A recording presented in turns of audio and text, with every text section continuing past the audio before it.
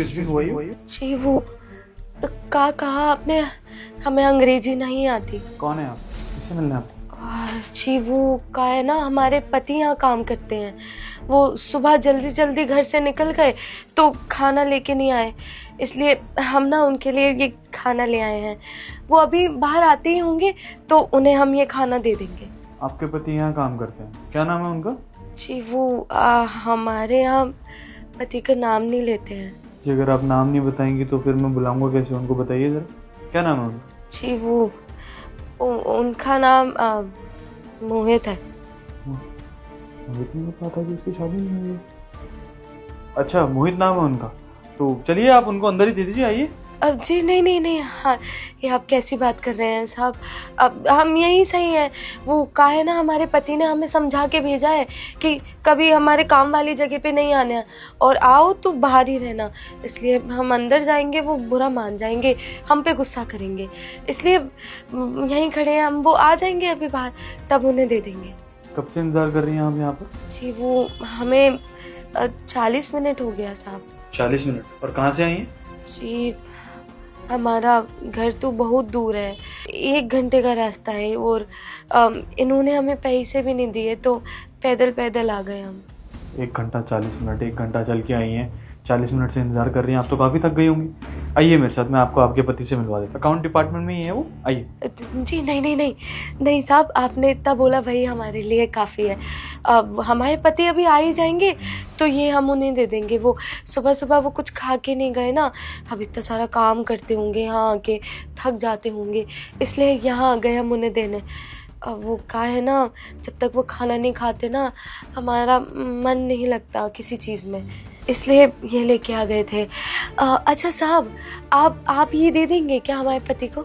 जी नहीं, ये टिफिन मैं नहीं दूंगा उनको, आप खुद देंगे मेरे साथ चलकर अंदर। जी क्या कह रहे हैं साहब, हमें कच्चू समझ नहीं आ रहा साहब। वो हमने आपको समझाया साहब, आप फालतू अपना समय व्यर्थ कर रहे हैं यहाँ। अब हम अंदर नहीं जा सकते, हमारे पति को बुरा लग जाएगा तो वो फालतू में हमसे गुस्सा हो जाएंगे, हम अपने पति को गुस्सा नहीं कर सकते। अब बस खाना देने आए हैं, बस उन तक पहुँच जाए यही चाहते हैं, कि कोई भी पहुँचा दे हमें चलेगा। अब मुझे लगता है आपको देख के साहब कि आप अंदर ही जा रहे हैं, तो आप ये दे दीजिए ना साहब। ठीक है, मैं आपके पति को ये टिफिन दे दूंगा, लेकिन उसके लिए मेरी एक शर्त है। शर्त? ये कैसी बातें कर रहे हैं साहब? आप मेरे कैबिन में चलिए, आपसे कुछ बात करनी है मुझे। नहीं साहब, हम अंदर नहीं आ सकते, हमने समझाया ना आपको। देखिए आप घबराइए मत, आप मुझे अपने बड़े भाई जैसे ही समझिए, ठीक है? आपके पति के लिए मुझे कुछ बात करनी है, आइए। क्या हो गया साहब, कुछ गलत कर दिया क्या हमारे पति ने? देखिए मैं आपके पति का मैनेजर हूँ, अगर आप मेरे साथ अभी कैबिन में नहीं गई तो उसको नौकरी से निकाल सकता हूँ, तो आपके ऊपर है, ये डिसीजन आपका है कि आपको क्या करना है। मेरे साथ कैबिन में चलना है बात करने के लिए, या फिर अपने पति का रेजिग्नेशन लेटर चाहिए जो उसके हाथ में देके मैं उसे बाहर भेज दूँगा, बताइए, सोचिए मत, आइए चलिए मेरे साथ, आइए।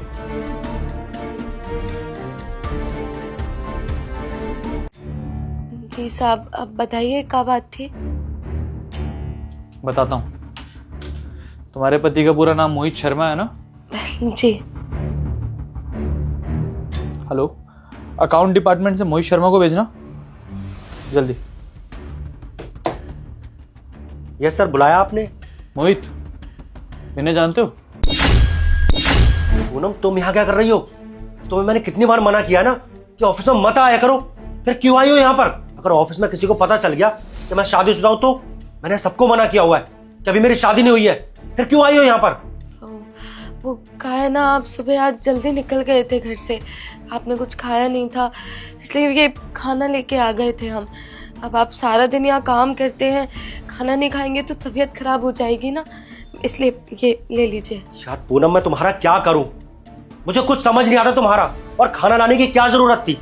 मैंने तुम्हें मना किया था ना, बोला था ना कि आज मैं लंच बाहर से कर लूंगा, अगर एक दिन खाना नहीं खाऊंगा तो मर नहीं जाता मैं, फिर क्यों आई हो ऑफिस में?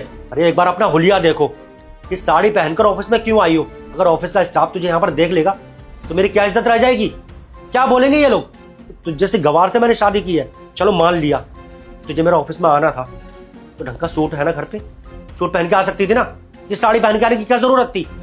एक तो तू वैसे पढ़ी लिखी नहीं है और ऊपर से ये सबूत और दे रही है कि तू सच में गवार है। और कम से कम अपनी ना सही तो मेरे बारे में सोच लेती कि ऑफिस में सब लोग अगर देखेंगे तो क्या सोचेंगे। चल अब जा यहाँ से। और तुझे पता है तू जिस कैबिन में खड़ी है ना, ये मैनेजर साहब है। अब इनको भी पता चल गया होगा कि मेरी शादी ना तुझ जैसे गवार से हो रखी है। अब इनके सामने मेरी क्या इज्जत रह जाएगी। और खड़े खड़े मेरी शक्ल क्या देख रही है। अब जाना यहाँ से। जी हम जा रहे हैं। अब ये आपका खाना यही रखा है, हम जाते हैं। अरे नहीं खाना है मुझे खाना। उठा इस टिफिन को और लेकर जा यहाँ से। चल जा। रुको, बहुत देर से बकवास कर रहे हो तुमने आज तक मुझे ये बात क्यों नहीं बताई, इवन ऑफिस में किसी को भी नहीं बताई कि तुम शादीशुदा हो? जान सकता हूँ इसका रीजन? आप एक बार इसका हुलिया देखिए, इसने किस तरीके से कपड़े पहने। सर गांव की रहने वाली है ये। वो तो मेरे माँ बाप ने इससे जबरदस्ती मेरी शादी करवा दी, वरना मैं इससे कोई शादी नहीं करने वाला था। इसलिए मैंने आपको और इस ऑफिस में किसी को नहीं बताया कि मेरी शादी हुई है। अगर सब लोग मिलने की जिद करते तो मैं इससे कैसे मिलवाता। और सर आप खुद देखिए, किसी से मिलवाने लायक है ये? तो अभी तक खड़े खड़े शक्ल क्या देख रही है। निकल यहाँ से। क्या कमी है मोहित? सिर्फ ये कि ये छोटे छोटे कपड़े नहीं पहनती, यही कि ये सिंपल है? या फिर ये कमी है कि ये बेचारी 40 मिनट से तुम्हारा बाहर वेट कर रही थी? या फिर ये कि तुमने इसको पैसे नहीं दिए उसके बावजूद 1 घंटा वॉक करके तुम्हारे लिए टिफिन लेके आई? ये कमी है तुम्हारी पत्नी में? हाँ बताओ।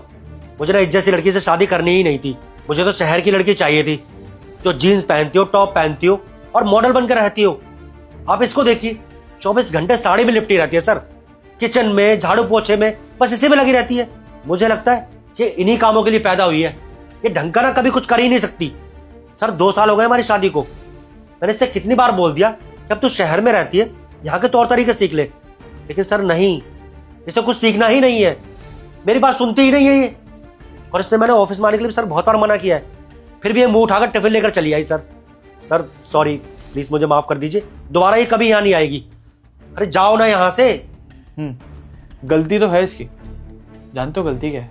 गलती इसकी ये कि ये इस रिश्ते को निभा रही है। तुम जैसे टॉक्सिक इंसान को झेल रही है, ये गलती है इसकी। तुम्हारी केयर कर रही है, ये गलती है इसकी। लेकिन कोई बात नहीं पूनम जी, बहुत बड़ी गलतियां की हैं आपने अपनी जिंदगी में, तो वो गलतियां आप सुधार लीजिए। मेरे हिसाब से आप एक काम कीजिए, आप इस इंसान को डाइवोर्स दे दीजिए और इसमें मैं आपका साथ दूंगा। Don't worry about that. मेरा एक ट्रस्ट है, वहां पढ़ाई कीजिएगा, आगे बढ़िएगा और इस इंसान से आगे निकल के दिखाइएगा, क्योंकि ये इंसान ना आपको बिल्कुल डिजर्व नहीं करता। आप समझिए बात।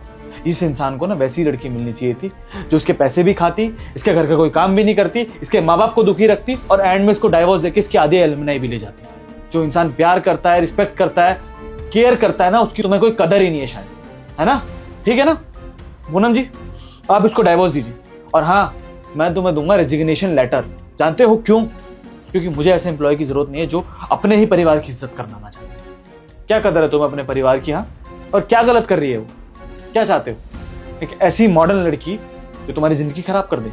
हाँ, वो बेचारी तुम्हारे लिए इतना कुछ कर रही है, उसके बाद तुम उसकी केयर नहीं कर रहे। और ठीक है, मैंने मान लिया कि तुम्हारे माँ बाप ने तुम्हारी जबरदस्ती से शादी करवा दी, लेकिन उसकी गलती क्या है इसमें? ठीक है, तुम्हें अपने रिश्ते से शर्म आती है ना, तो खत्म कर देते हैं ये रिश्ता।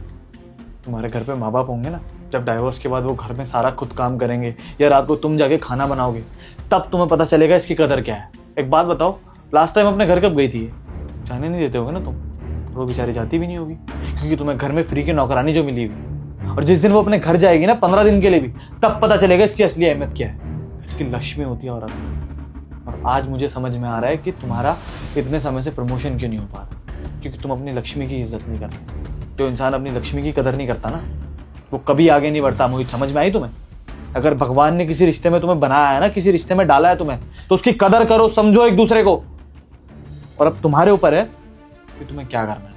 अगर तुम्हें तलाक देना है तो मैं गारंटी लेता हूं आने वाले 3 साल में तुमसे आगे निकल के दिखाएगी ये लड़की। और अगर इस रिश्ते को एक चांस और देना चाहते हो तो ढंग से देना। ये मत सोचना कि बॉस से डर के मैं ये काम कर रहा हूं। क्या सोच रहे हो? सर प्लीज आप मुझे जॉब से निकालने की बात मत करिए। And I am really sorry sir. मैं समझ गया हूँ जो आप मुझे समझाना चाहते थे। मेरी ही गलती है सर। मुझे ही पता होना चाहिए कि मेरी बीवी ना मुझसे कितना प्यार करती है, मेरी कितनी केयर करती है। सर कितना दूर से मेरे लिए टिफिन लेकर आई, वो भी पैदल चलकर। सर अगर मैं किसी शहर की लड़की से शादी करता तो शायद वो मेरे लिए इतना सब कुछ नहीं करती, क्योंकि वो भी जॉब करती और मेरे मम्मी पापा की सेवा भी नहीं करती वो। सर मैं अच्छे से जान गया हूँ कि शादी की जीन्स पैंट पहनने में नहीं, बल्कि हमारे इंडिया के कल्चर में है, साड़ी और सूट पहनने में है। पूनम प्लीज तुम भी मुझे माफ कर दो। हाँ सर, आप बिल्कुल ठीक कह रहे हैं। और पूनम तुम प्लीज यार मुझे माफ कर दो। मैं शहर के चकाचौंध में ना खो गया था और हमेशा से यही चाहता था कि मेरी शादी किसी शहर की लड़की से हो, पर मैं भूल गया था कि जितना प्यार तुम मुझे करती हो शहर की लड़की कभी नहीं कर पाएगी। प्लीज यार मैं दिल से शर्मिंदा हूँ, प्लीज हो सके तो मुझे माफ कर देना।